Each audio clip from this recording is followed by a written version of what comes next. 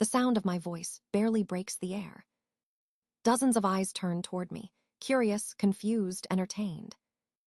My sister's smile doesn't falter, not even for a second. "Oh, I thought you moved your date," she says sweetly. My father clears his throat, stepping in with practiced calm.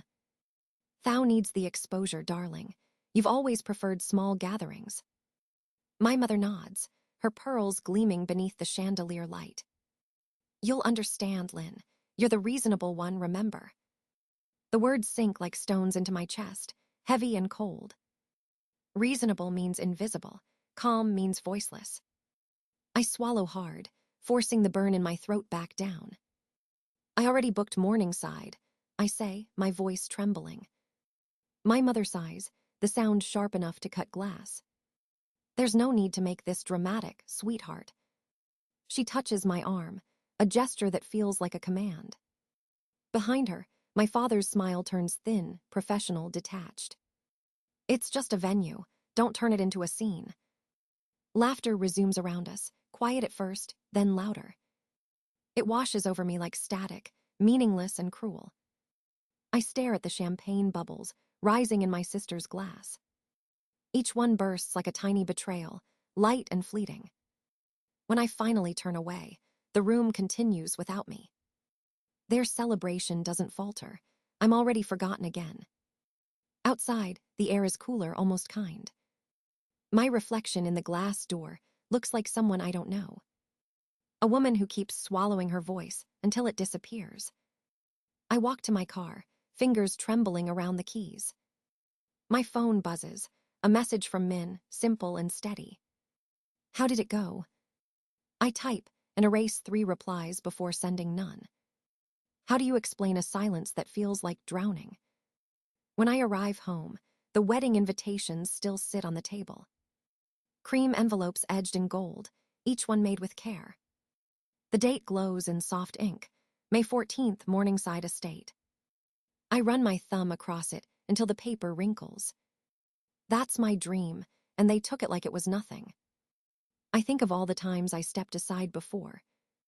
When Thao needed my art supplies in middle school. When she wanted credit for my mural design in college. When she cried because life wasn't fair, and I fixed it. Always stepping back, always being the bigger person. I drop onto the couch, air leaving my lungs in a shudder. The dress hangs near the window, glowing in the lamplight. Every flower stitched by hand, every detail chosen with love. I made it to tell my story, but no one ever listens. I close my eyes and see my family's faces again. The smiles, the pride, the casual cruelty of indifference. Maybe they're right.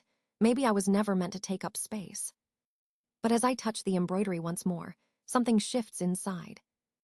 A flicker, faint but alive, a thought I've never dared before. What if I stopped disappearing? The question lingers, dangerous and bright, refusing to fade. The next morning feels heavier than night. I wake to silence, the kind that presses against your ribs. Messages from my mother wait on my phone, unread and shining. "Please be mature, Lynn. Don't ruin this for everyone." I toss the phone aside and stare at the ceiling. The dress still hangs where I left it, soft and quiet. Its reflection in the mirror feels like someone watching me. I want to cry, but the tears don't come anymore. When Min knocks, I almost pretend not to hear him. He steps in, holding 2 cups of coffee, eyes gentle. "They told you, didn't they?" he asks, already knowing. I nod, words too small to fit the weight inside me. He sits beside me, the coffee steaming between us. "They can take the venue, Lynn, but not the meaning." I laugh, but it sounds like something breaking. They took everything, even the day I wanted to remember.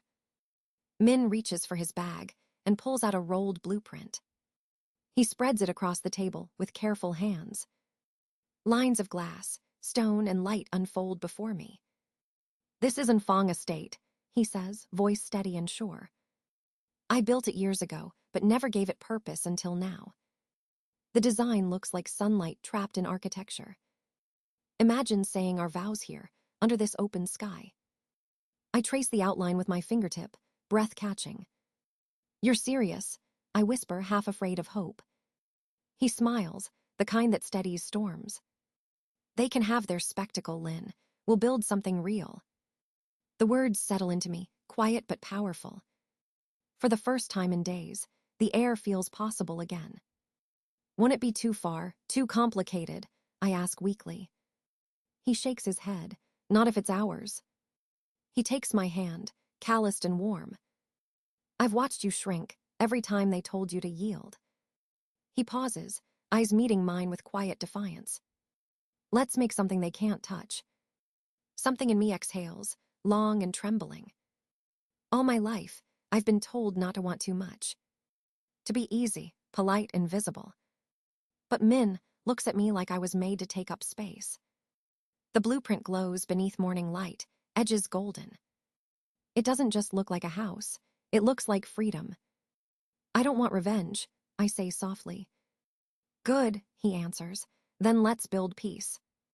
He folds the paper, hands brushing mine. Tomorrow, we start planning. New invitations, new everything. I nod slowly, the decision rising from somewhere deep. For the first time, it feels like my choice, not an apology. Outside, the sun burns through the haze, clean and bright. I stand, pick up the ruined invitation from the floor. The date still reads May 14th, but now it feels different. A beginning instead of a wound. As Min wraps his arm around my shoulders, I breathe again. This time, the air tastes like courage. The days blur into quiet work and soft determination. Min spends hours sketching, and I sew until my fingers ache. Every stitch feels like defiance, every thread a boundary reclaimed. But peace never lasts long in stories like mine. One evening, as the sun bleeds behind the mountains, my phone buzzes. An unknown number flashes across the screen. I almost ignore it, then curiosity wins. Lynn, it's TU letter 1EA5N. My heart skips once, then steadies painfully.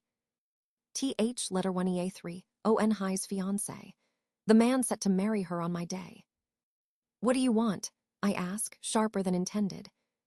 There's a pause, a sigh heavy with regret. I need to show you something, please. Against better judgment, I agree to meet the next morning. The cafe smells of roasted beans and exhaustion. TU letter 1EA5N sits in the corner, eyes red, fingers trembling around his cup. He slides a small flash drive across the table. You should see this, he says quietly. I didn't know what she did until now. My stomach knots as I plug it into my laptop. The first video opens with my sister's laughter, bright, cruel, certain. Of course I took her date, TH letter 1EA3ONHI says, voice dripping pride. She'll give up like she always does. She's good at disappearing. The sound cuts through me like broken glass. The next clip shows her talking to the venue coordinator. Money changes hands, smiles exchanged, lies rehearsed. She'll understand, my sister says sweetly. She always does. I shut the laptop, hands shaking. TU letter 1EA5N watches me, shame flickering in his eyes. I wanted to believe she just wanted attention, he murmurs. But this is something else. I stare at him, unsure whether to cry or scream. I don't want to destroy her, I whisper finally. He nods slowly. Maybe you don't have to, just let the truth breathe. When I tell Min, he listens without interruption. Then he says, we'll handle this the right way. We spend the night crafting a plan, quiet and deliberate. No revenge, no chaos, only truth. Min's friend, an editor, helps us shape the footage. We remove the cruelty, keep only the honesty. 5 minutes of reality, unfiltered, undeniable. Min suggests embedding the video into our new RSVP link. Only the guests will see it, those who matter. Let our words speak for themselves, he says softly. The following morning, the file uploads. The link goes out with our redesigned invitations. Sagewind Estate, May 14th. As I hit send, my pulse steadies. For once, I'm not afraid of being seen. TU, letter 1EA5, end messages later that night. Thank you for not making this ugly. I reply, the truth doesn't need to be ugly, just clear. When I close my laptop, the room feels lighter. Min wraps his arms around me, voice a whisper against my hair. You didn't fight her, Lin. You freed yourself. I rest my head against his chest and finally believe him. Outside, the desert wind hums like quiet applause. The first beams of morning light touch the valley. Construction begins at Enfang Estate, slow but deliberate. Min works beside the crew, sleeves rolled, sweat marking his skin. I walk among the half-built walls, sketchbook in hand. Each page fills with wildflowers and desert tones of gold. We design together, like two languages learning to blend. The glass panels rise, reflecting the red cliffs around us. Every window feels like a promise to stay open. At night, we eat by lantern light, the air tasting of dust and dreams. Min's laughter fills the quiet, grounding me in something real. I embroider under the stars, the same stars that watched our first kiss. My students begin to visit, eager to help with decorations. They bring colors, clay, and music, pieces of my other world. The estate becomes a living canvas of our shared vision. When the flowers start blooming, I almost cry.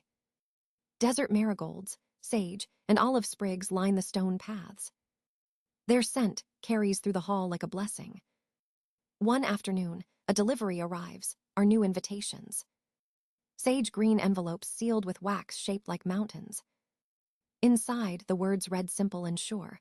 May 14th, Enfang Estate. The date no longer feels stolen. It feels reclaimed.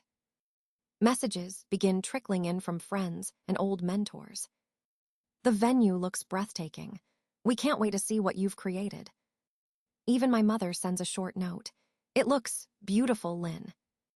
I stare at it for a long time, unsure what to feel. Forgiveness tastes strange, like something both sweet and raw. In the evenings, I sit by the wide glass wall of the hall. The sunset paints the space in amber and rose. Min joins me with 2 mugs of hot chocolate, as always. We talk about light angles and seating plans, but also about peace. He says, we didn't just build a venue, we built a story. I rest my head on his shoulder, watching the last rays fade. Our story, I think, written without apology this time. Rumors start swirling online about the mysterious artist wedding. Even TH letter 1EA3, Enhi's friends whisper, trying to guess what we're planning. I ignore the noise. The truth doesn't need attention to exist. Each morning brings something new, a path completed, flowers arranged. Each evening feels like healing, stitched into architecture. Sometimes, I still think of my parents' house, of that first betrayal. But the pain dulls, replaced by the rhythm of creation. When the final panel of glass slides into place, I can't breathe. The estate gleams under sunlight, alive and unafraid. Min takes my hand, eyes bright with quiet pride. This is yours, he says, every inch of it. I smile, because for the first time it's true. No one gave me this, no one allowed it. I built it, I chose it. And it's enough. The morning of May 14th arrives quiet and golden. Sunlight spills across the desert floor like a slow heartbeat. I stand before the mirror, my dress glowing in the soft light. Each flower I stitched months ago blooms across the silk. I touch one, whispering a prayer for courage, for peace. Outside, laughter rises from the garden paths. My students move like dancers, arranging flowers and art pieces. They wave when they see me, faces bright with pride. These are my people, my chosen family, my true circle. Sarah, my oldest friend, pins olive branches in my hair.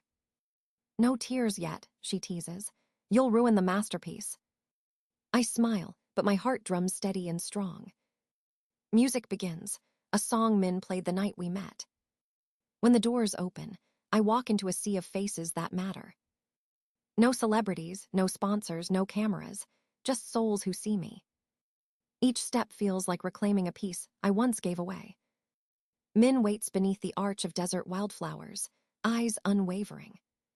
When he takes my hands, the world narrows to breath and warmth. His vows speak of second chances and quiet strength. Mine promise not to vanish again, not to shrink for comfort. When we say, "I do," the hall fills with light and applause.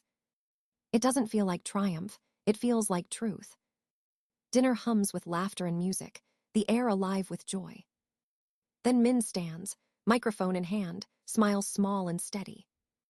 "To my wife," he begins, "who taught me that strength can be gentle." Screens descend silently, and my pulse quickens. The video begins, my sister's voice spilling into the air. "Of course I took her date. She'll give up like always." Gasps ripple through the crowd, but I sit still, calm and clear. The gallery coordinator's testimony follows, quiet and factual. Then the screen fades to black. Silence holds for a long breath. The doors burst open, and TH letter 1EA3ONHI stands there, trembling. Her makeup streaked, her voice sharp and cracked.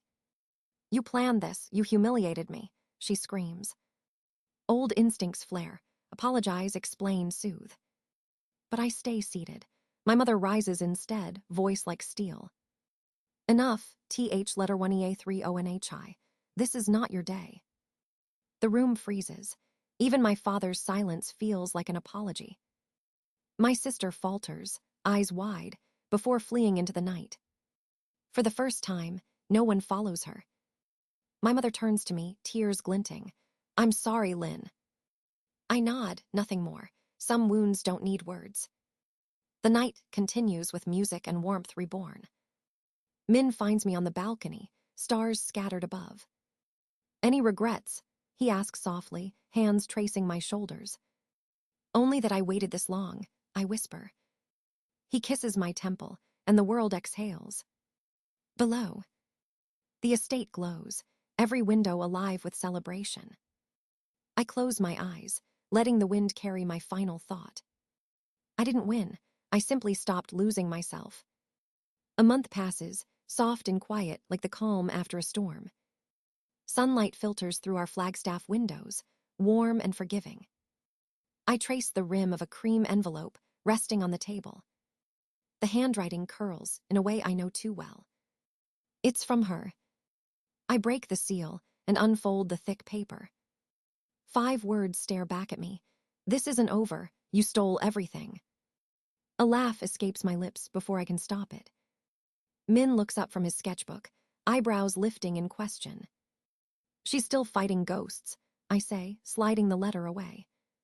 He smiles gently, then pulls me close, calm as ever. "Let her," he murmurs. "We're done living in her storm." Later that week, I walk the quiet halls of my college. Students crowd the studio, canvases blooming with wild color. Dean Rivera stops me in the corridor, holding a folder. "We're launching a new position," she says, eyes bright. "Director of Arts and Equity Initiatives. You're our first choice." For a heartbeat, I can't speak. After years of being unseen, the words feel like sunlight. "I'd be honored," I whisper and mean it. That evening, Min and I visit my parents for dinner. The house feels smaller, quieter, human. My mother serves pot roast on mismatched plates instead of china. My father compliments Min's new design without correcting his posture. "The mentoring program sounds wonderful," my mother says softly. I meet her gaze and simply reply, "Thank you." We don't talk about the wedding, or Brooke, or the past. Some silences are gentle enough to leave untouched. Back home, I hang my wedding dress in my studio. It catches the afternoon light like a captured dawn. Each embroidered flower reminds me that beauty can grow from pain. The next morning, one of my students knocks timidly on my door. "Professor Lin, can I show you something?" Her name is Mai, and she clutches a sketchbook to her chest. She flips it open, revealing portraits raw with emotion. "My parents say art isn't a real future," she says, voice small. I smile, remembering a girl who once believed the same. "Look at me," I tell her. "You don't need permission to shine." Her eyes fill, and she nods, hope flickering to life. When she leaves, Min appears with lunch and scattered blueprints. He talks about building community art spaces across the desert. His excitement feels like sunlight spilling into every corner.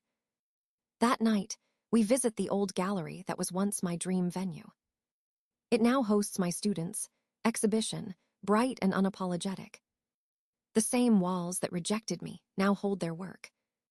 I walk through the space, hand in Min's, heart steady. Outside, the desert stretches infinite and alive.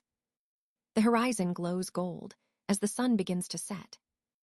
Min asks quietly, "Do you ever miss what could have been?"